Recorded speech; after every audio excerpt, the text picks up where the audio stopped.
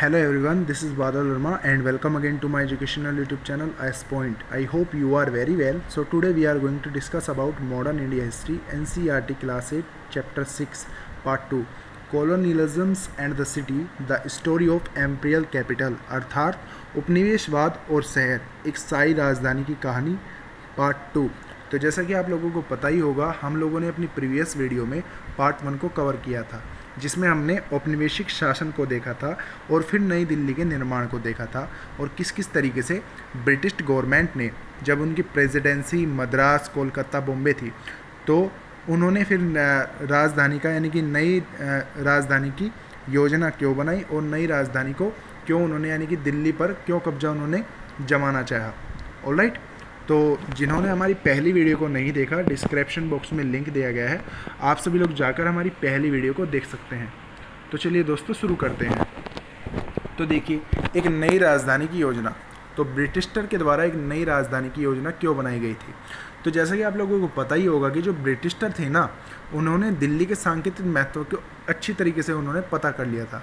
लिहाजा 1857 की जब क्रांति हुई थी, यानी कि 2 साल तक हमारी क्रांति चली थी, तो इन 2 सालों में वो जान चुके थे कि जो भारत के लोग हैं एक तरीके से, तो भारत के लोग क्यों उनसे कटते हैं। यानी कि आपको पता ही होगा कि भारत जब यानी कि 1857 की क्रांति हुई, तो क्रांति के क्या मुख्य कारण थे। तो पहला कारण तो ये था कि जो उनकी सेना थी, यानी कि जो भारत के सैनिक रहते थे, तो उनमें काफ़ी ज़्यादा धर्म के विरुद्ध विद्रोह छिड़ गया, क्योंकि जो मुस्लिम और हिंदू हुआ करते थे, तो एक तरीके की उसमें बंदूक हुआ करती थी, जो बंदूक में एक तरीके से गोली लगाई जाती थी, तो उस पर सूअर और गाय की चर्बियों को लगा दिया जाता था। तो पहले उसे दांत से तोड़ना पड़ता था, दांत से तोड़ने के बाद इस चीज़ को वो एक तरीके से घिन माना करते थे। तो घिन मानते हुए धर्मों को लेकर भी काफ़ी ज़्यादा मतभेद हुए ब्रिटिश गवर्नमेंट के अंतर्गत।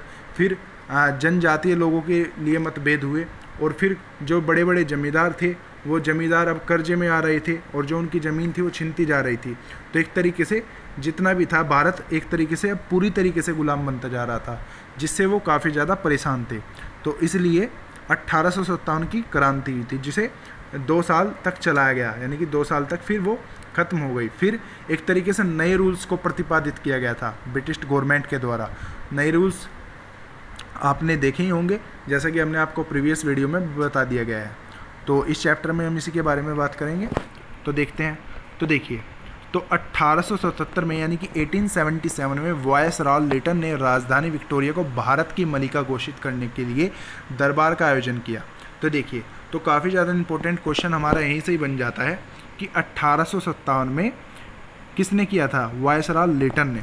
तो देखिए, तो काफ़ी बार ये क्वेश्चन पूछ लिया जाता है कि वायसराय लिटन ने रानी विक्टोरिया को भारत की मलिका कब घोषित किया था।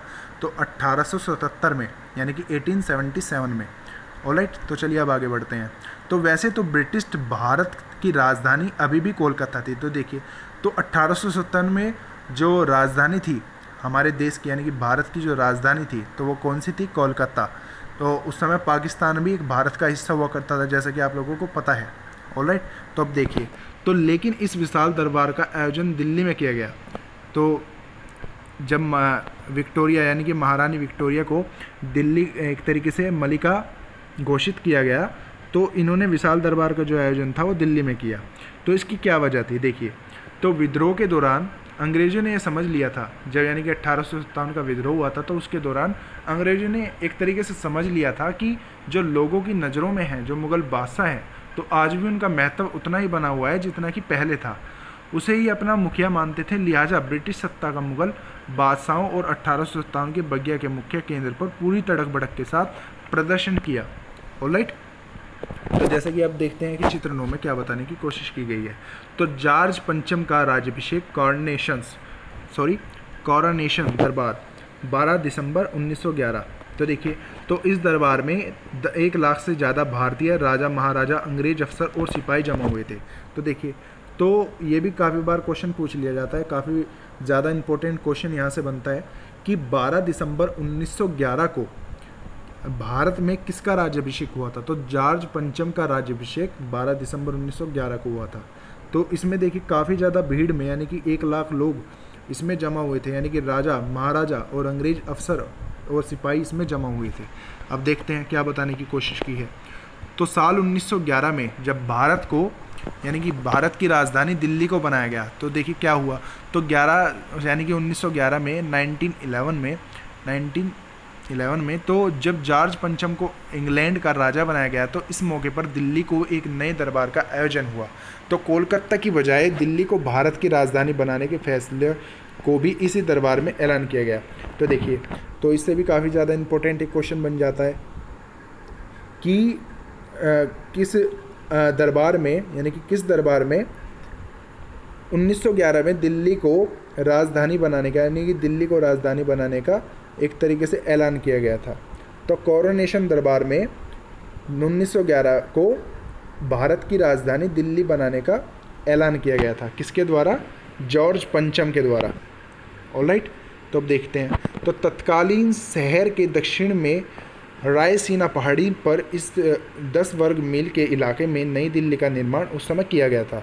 तो एडवर्ड लटियंस और हर्बर्ट बेकर नाम के 2 वास्तुकारों को नई दिल्ली और उसकी इमारतों का डिज़ाइन तैयार करने को जिम्मा सौंपा गया था। तो देखिए, तो ये काफ़ी ज़्यादा इंपॉर्टेंट क्वेश्चन यहाँ से भी बनता है कि जब नई दिल्ली का निर्माण किया गया था तो उस समय जो वास्तुकार थे वो कौन कौन थे? तो एडवर्ड लटियंस और हर्बर्ट बेकर। तो ये हमारा आंसर जो है वो बिल्कुल सही हो जाएगा। तो अब जैसा कि आप चित्र 10 में देख पा रहे होंगे, तो रायसीना पहाड़ी के ऊपर स्थित वायसरीगल पैलेस यानी कि जो राष्ट्रपति भवन है, तो वायसरीगल जो पैलेस है जब यानी कि 1911 में जब इसको बनाया गया था, एक तरीके से इसका जिम्मा सौंपा गया था, तो इसे वायसरीगल पैलेस कहा जाता था। परंतु जब भारत आज़ाद हुआ यानी कि 1947 में जब भारत आज़ाद हुआ और जब हमारे संविधान को मंजूरी हुई यानी कि हमारा जब संविधान चला, तब उसके बाद राष्ट्रपति भवन इसको घोषित कर दिया गया। तो उस समय भी ये पूछ लिया जा सकता है कि ये किसका यानी कि 1911 में साल 1911 में जो राष्ट्रपति भवन है वर्तमान समय में, उसे किस नाम से जाना जाता था? तो वायसरीगल पैलेस के नाम से उसे जाना जाता था। अब देखते हैं, नई दिल्ली स्थित सरकारी परिसर में 2 मील का चौड़ा रास्ता और वायसराय के महल यानी कि वर्तमान राष्ट्रपति भवन तक जाने वाले किंग्सवे यानी कि वर्तमान राजपथ और उसके दोनों तरफ सचिवालयों की इमारतें बनाई गई थी। तो देखिए, तो किंग्सवे यानी कि वर्तमान राजपथ, तो जैसा कि आप कभी दिल्ली गए होंगे और आपने राष्ट्रपति भवन देखा होगा, तो काफ़ी ज़्यादा आधुनिकीकरण की मद्देनज़र रखते हुए उसका निर्माण किया गया है। तो काफ़ी ज़्यादा उसमें एक तरीके से तकनीकी यानी कि संपूर्ण तकनीकी प्रयोग उसमें किया गया है। तो देखिए किस तरीके से उसको बनाया गया है। तो उसमें दोनों तरफ सचिवालय की इमारतें बनाई गई हैं। इन सरकारी इमारतों की बनावटों में भारत के शाही इतिहास के अलग अलग दौर की झलक दिखाई देती है। फिर भी इनका रूप मोटे तौर पर क्लासिकल यूनान यानी कि 5वीं शताब्दी में ईसा पूर्व का दिखाई देता है।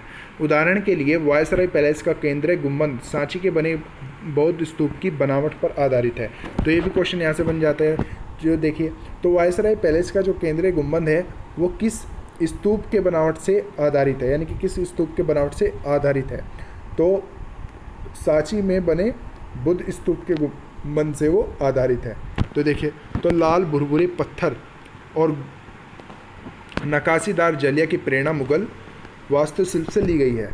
तो देखिए, तो लाल भुरभुरे पत्थर और नक्काशीदार जो जालियाँ हैं तो उनकी प्रेरणा मुगल वास्तुशिल्प से ली गई है। तो जैसा कि आपने मुगलों की इमारतों को देखा होगा, तो लाल भुरभुरे पत्थरों और काफ़ी ज़्यादा उन पर नक्काशी और जालीदार नक्काशी आप देखने को मिलेगी।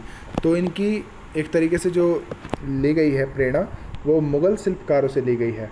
तो लेकिन इसी इमारतों में ब्रिटिश प्रभुत्व की झलक भी जरूरी थी, इसलिए वास्तुकारों ने इस बात का भी ख्याल रखा कि वायसराय का महल शाहजहानाबाद की मस्जिद से भी ऊँचा हो। तो ये काम कैसे किया जाए? तो देखिए, तो ये नई दिल्ली के निर्माण में लगभग कितने समय लगे थे? तो देखिए, तो 20 साल का उस समय लगा था नई दिल्ली का निर्माण करने के लिए। इरादा ऐसा शहर बनाने का था जो कि शाहजहानाबाद के मुकाबले बिल्कुल अलग हो और उसमें भीड़ भरे मोहल्ले और सरकरी गलियों के लिए कोई भी जगह न हो। तो नई दिल्ली में चौड़ी सीधी सड़कों और विशाल परिसरों में बीच बड़ी बड़ी इमारतों की कल्पना की गई थी। तो पुरानी दिल्ली में अफरा तफरी दिखाई देने लगी थी, क्योंकि वहाँ पर एक तरीके से नया शहर जो था वो स्वस्थ और स्वच्छ दिखाई पड़ता था और अंग्रेज़ों को भीड़ भरे इलाके और गंदे ऐसे एक तरीके से स्वच्छता को हानिकारक बीमारी का स्रोत दिखाई देते थे। इसलिए नई दिल्ली में बेहतर जलापूर्ति और गंदगी के निकास और नालियों की पूरी तरीके से व्यवस्था तैयार की गई थी। उसे ज़्यादा हरा भरा बनाया गया था और जहाँ पेड़ और बड़े बड़े पार्क बनाए गए थे ताकि लगातार ताज़ी हवा और ऑक्सीजन मिलती रहे। तो सभी सुविधाओं को देखते हुए एक तरीके से वायसरॉय पैलेस का निर्माण किया गया था, जो कि आज वर्तमान समय में राष्ट्रपति भवन के रूप में आज हम जानते हैं। तो देखिए, तो स्रोत 3 काफ़ी ज़्यादा इंपॉर्टेंट क्वेश्चन यहाँ से भी बन जाता है। तो अब देखिए किस तरीके से बनता है।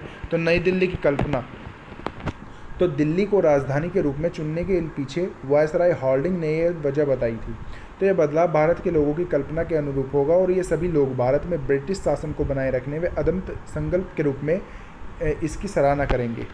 तो वास्तुकार हर्बर्ट बेकर की राय में, तो देखिए, तो नई राजधानी अच्छे शासन की एकजुटता का पाषाण प्रतीक होनी चाहिए, जो कि ब्रिटिश शासन के तहत भारत के इतिहास में एक नई बात है। भारत में ब्रिटिश शासन केवल शासन और संस्कृति की एक परत भर नहीं है, यह एक पनपती हुई नई सभ्यता है। इसमें पूर्व और पश्चिम के श्रेष्ठ तत्वों का मिश्रण है और दिल्ली के वास्तुशिल्प में इस मान तथ्य की झलक मिलनी चाहिए। तो देखिए, तो ये कथन कब हर्बर्ट बेकर ने कहा था? तो 2 अक्टूबर 1912 को। तो काफ़ी बार ये क्वेश्चन भी पूछ लिया जाता है कि हर्बर्ट बेकर ने अपनी राय कब दी थी नई दिल्ली के निर्माण पर? तो 2 अक्टूबर 1912 को। तो अब देखते हैं विभाजन के समय। तो जैसा कि आप सभी लोग जानते ही हैं कि भारत और पाकिस्तान का जो विभाजन हुआ था वो 1947 को हुआ था। कब हुआ था? 1947 को। तो देखिए, तो 1947 में जब भारत के विभाजन में एक नई सीमा के दोनों तरफ आबादी बढ़ी, यानी कि तादाद जो बढ़ी थी, तो इसका नतीजा यह हुआ था कि जो दिल्ली की आबादी थी वो बढ़ती गई, रोजगार बदल गए और शहर की संस्कृति जो थी वो बिल्कुल भिन्न हो गई। तो वो किस तरीके से हुई और किस तरीके से आबादी जो थी वो एक तरीके से बढ़ गई थी। तो स्वतंत्रता और विभाजन के कुछ ही दिनों बाद भीषण दंगे शुरू हो गए थे। तो देखिए, तो दंगे उस समय जो थे वो शुरू हो गए थे। दिल्ली में हज़ारों लोग मारे गए और उनके बार बार घर लूटे गए। दिल्ली में से पाकिस्तान जाने वाले मुसलमानों की जगह पाकिस्तान से आए सिख और हिंदू की शरणार्थी ले ली। शाहजहानाबाद में लावारिस मकानों पर कब्जे उन्होंने उस समय कर लिए थे और कई बार उन्होंने मुसलमानों को भाग जाने और उनकी संपत्ति बेचने के लिए मजबूर भी कर दिया। दिल्ली के 2/3 मुसलमानों जो थे उस समय वो पलायन कर गए थे, जिससे लगभग 44,000 मकान जो थे उस समय खाली हो गए थे। परंतु बहुत सारे जो मुसलमान थे ना उस समय, तो पाकिस्तान जाने का इंतज़ार में काम चलाओ शिविरों में रहने लगे थे। तो देखिए, तो जब भारत और पाकिस्तान का विभाजन हुआ था तो संपूर्ण भारत के जितने भी मुसलमान थे जो पाकिस्तान जाना चाहते थे, तो वो दिल्ली के शिविरों में एकत्रित हो गए थे, जिससे कि जो दिल्ली की एक तरीके से जनसंख्या थी, यानी कि वृद्धि थी, वो बढ़ गई थी। तो उस समय दिल्ली के शरणार्थियों की एक तरीके से शहर बन गई थी। तो शरणार्थियों का उस समय एक तरीके से शहर भी इसको कहा जाता है दिल्ली। तो दिल्ली की आबादी में लगभग 5 लाख में वृद्धि हुई थी, जबकि 1951 में यह आबादी 8 लाख तक पहुंच गई थी, क्योंकि अब धीरे धीरे जो लोग थे वो एकत्रित होना शुरू हो गए थे। तो ज़्यादातर लोग पंजाब से आए थे और जो कि शिविर, स्कूल, फौजी बैरकों और बाग बगीचों में आकर रहने लगे थे। तो देखिए, तो उन्होंने एक तरीके से जो पनाह ढूंढी थी वो स्कूलों में, फौजी बैरकों में और बाग बगीचों में आकर उन्होंने पनाह ली। तो उन्होंने कुछ लोग खाली जो मकान उनके पड़े हुए थे उन पर कब्जे का मौका मिला, उन्होंने उन पर कब्जे कर लिए। बहुत सारे लोग जो थे शरणार्थी बस्तियों में रहने लगे और लाजपत नगर और तिलक नगर जैसी बस्तियां इसी समय बसी थी। तो देखिए, तो तिलक नगर और जो लाजपत नगर है एक तरीके से इसी तरीके से बसाया गया है। तो देखिए, तो दिल्ली में आने की ज़रूरतों को पूरा करने के लिए दुकान और स्टॉल खुल गए थे। कई नए स्कूल और कॉलेज भी उस समय खोल दिए गए थे। तो देखिए, जब इतने सारे दंगे और फसाद हुए थे भारत और पाकिस्तान के विभाजन में, तो उस समय कई सारे व्यवसाय के रूप में खोल दिए गए थे, कई सारे स्टॉल खोल दिए गए थे, कई सारे स्कूल और कॉलेजेस खोल दिए गए थे, जो लोग यहाँ से गए थे और उनकी जगह शरणार्थियों की निपुणता और काम धंधे बिल्कुल उस समय अलग हो गए थे, क्योंकि लोगों के काम जो थे एक तरीके से भिन्न होते जा रहे थे। क्योंकि अब जो एक तरीके से मजबूरी थी उस समय, तो मजबूरी को देखते हुए उन्होंने अपने व्यवसाय को उसी रूप में ढाल दिया था। तो अब देखते हैं, तो पाकिस्तान जाने वाले बहुत सारे मुसलमान कारीगर, छोटे मोटे व्यापारी और मजदूर थे, और दिल्ली आए हुए नए लोग ग्रामीण, भूस्वामी, वकील, शिक्षक, व्यापारी और छोटे दुकानदार थे, जो कि विभाजन में उनकी ज़िंदगी और उनके व्यवसाय बदल दिए थे। तो फेरी वाले, पटरी वाले, बढ़ई और लोहारों के तौर पर उन्होंने नए रोजगार अपनाए। इनमें से बहुत सारे नए व्यवसाय और काफ़ी सफल भी रहे। तो देखिए, तो पंजाब से आई विशाल टोलियों में दिल्ली का सामाजिक परिवेश पूरी तरीके से बदल गया था। भोजन, पहनावे और कला, हर क्षेत्र में मुख्य रूप से उर्दू पर आधारित शहरी संस्कृति नई रुचि और संवेदनशीलता से नीचे दब गई थी। तो देखिए तो धीरे धीरे अब जो था वो बदलाव आने की जो थे वो बदलाव अब देखने को मिल गए थे। ऑलराइट, तो धीरे धीरे से आज वर्तमान समय में हम दिल्ली में बदलाव देख ही पाते हैं कि किस तरीके के जो बदलाव है संस्कृति को लेकर, आर्थिक रूप को लेकर और राजनीतिक रूप को लेकर, तो काफ़ी ज़्यादा बदलाव दिल्ली में आप देख सकते हैं। तो देखिए तो चित्र 11 में विभाजन के बाद हज़ारों लोग दिल्ली में बने शरणार्थी शिविर में रहने लगे थे। तो जैसे कि आप ये शरणार्थी शिविर एक देख पा रहे हैं, तो इसका चित्र है। ऑलराइट, तो पुराने शहरों के भीतर उस समय क्या हुआ था जब विभाजन हुआ भारत और पाकिस्तान का। तो देखिए तो इस बीच पुराने शहर यानी कि जो शाहजहानाबाद का क्या हुआ था, तो अतीत में मुग़लों के ज़माने में प्रसिद्ध नहरों से घरों में न केवल पानी का ताज़ा पानी आता था बल्कि दूसरे घरेलू ज़रूरतों के लिए भी पानी मिल जाता था। 19वीं शताब्दी में जलापूर्ति और निकासियों को इस बेहतरीन व्यवस्था को नज़रअंदाज किया जाने लगा और कुआं यानी कि जो बावड़ी हुआ करती थी उस समय की व्यवस्था अस्त व्यस्त हो गई। क्योंकि अस्त व्यस्त क्यों हो गई, तो देखिए तो जब एकदम से इतनी ज़्यादा दिल्ली में एक तरीके से जनसंख्या में वृद्धि हुई तो जल की जो निकासी थी एक तरीके से वो जल की निकासी नहीं हो पा रही थी, जल लोगों को एक तरीके से पूरी तरीके से नहीं मिल पा रहा था क्योंकि पूरी की पूरी जो व्यवस्था थी एक तरीके से ध्वस्त हो गई थी। तो घरेलू कचरे की निकासी करने वाले धाराएं भी क्षतिग्रस्त थी और यह एक ऐसे समय की बात है जब शहर की आबादी लगातार बढ़ रही थी। तो लगातार आबादी के बढ़ते इन समस्याओं को दिल्ली में देखा गया। तो टूटी फूटी नहरें इस तेज़ी से बढ़ती आबादी की ज़रूरतों को पूरा नहीं कर सकती थी। 19वीं शताब्दी के आखिर में शाहजहानी नालियों को बंद कर दिया गया और खुली नालियों की नई व्यवस्था विकसित की गई। जल्दी ही यह प्रणाली भी बोझ में चढ़ गाने लगी और बहुत सारे अमीर लोग को सड़क किनारे बहती नालियों और उफनते खुले नालों की बदबू परेशान करती थी। तो दिल्ली म्यूनिसिपल कमेटी एक अच्छी निकासी व्यवस्था पर पैसा खर्च करने को तैयार नहीं थी क्योंकि म्यूनिसिपल जो कमेटी थी एक तरीके से वो सभी शहरी क्षेत्रों में जितने भी काम होते हैं वो सब करवा दिया, परंतु इसको अच्छी व्यवस्था न देने के लिए वो खर्च नहीं करना चाहती थी। तथापि उसी समय नई दिल्ली के इलाकों में निकासी व्यवस्था पर लाखों रुपए खर्च किए गए थे। ऑलराइट, तो देखिए तो चित्र 12 में तो दिल्ली में निजामुद्दीन औलिया की दरगाह के पास बनी एक प्रसिद्ध बावड़ी, तो जैसा कि आप अपने चित्र में देख पा रहे होंगे। ऑलराइट, आई होप कि आपको वीडियो अच्छी लगी होगी। अगर आपको ये वीडियो अच्छी लगी है तो वीडियो को लाइक शेयर कमेंट करना न भूलें और अगर आप हमारे यूट्यूब चैनल पर नए हैं तो यूट्यूब चैनल को हमारे सब्सक्राइब कर लीजिए जिससे आपको हमारी वीडियो की आने वाली नोटिफिकेशन सबसे पहले टाइम पर मिल जाए। ऑलराइट, तो इसी के साथ आज हम अपने महत्वपूर्ण क्वेश्चंस को डिस्कस कर लेते हैं जो कि आपको कमेंट बॉक्स में उनके आंसर बताने हैं। ऑलराइट, तो आपका पहला क्वेश्चन सुनिए। तो एग्नेस्टनी इंटरनेशनल क्या है? तो ऑप्शन ए गृह युद्धों के शरणार्थियों की मदद के लिए संयुक्त राष्ट्र का एक अभिकरण। ऑप्शन बी विश्वव्यापी मानव अधिकार आंदोलन। ऑप्शन सी अति निर्धन लोगों की मदद के लिए एक गैर सरकारी स्वैच्छिक संगठन। ऑप्शन डी युद्ध से विनष्ट हुए क्षेत्रों में चिकित्सा आकस्मिकताओं को पूरा करने के लिए एक अंतर सरकारी अभिकरण। और दूसरा क्वेश्चन आपके लोगों के लिए, जेनेटिक इंजीनियरिंग अनुमोदित समिति का गठन निम्नलिखित में से किसके अधीन किया गया? ऑप्शन ए खाद्य सुरक्षा एवं मानक अधिनियम 2006। ऑप्शन बी पर्यावरण संरक्षण अधिनियम 1986। ऑप्शन सी वन्य जीव संरक्षण अधिनियम 1972। ऑप्शन डी मॉल के भौगोलिक अपदर्शन अर्थात रजिस्ट्रेशन के और संरक्षण अधिनियम यानी कि geographical indications of goods registration and productions act 1999।